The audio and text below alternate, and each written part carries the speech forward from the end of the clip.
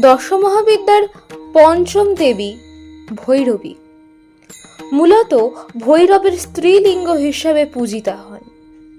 দেবী এক লাফে শূল ও হস্তে মহিষাসুরের ঘাড়ে বাম পা দিয়ে আঘাত করেন। মহিষরূপ মস্তকটি খসে পড়ে। দেবীর এই রূপটি ভৈরবী। হিন্দু পৌরাণিক কাহিনী মতে ৬৪ যোগিনীর মধ্যে প্রধানা দেবী ভৈরবী। তিনি দুর্গার সহচরী এবং তাঁর মতোই পূজনীয়া।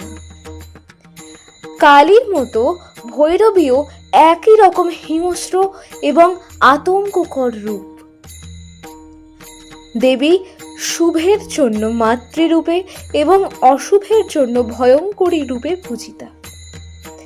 মহিষাসুর বধের সময় দেবী উত্তম মধু অর্থাৎ কারণ পান করেন এবং উন্মত্ত ও লোহিত লোচনা হয়ে পড়েন।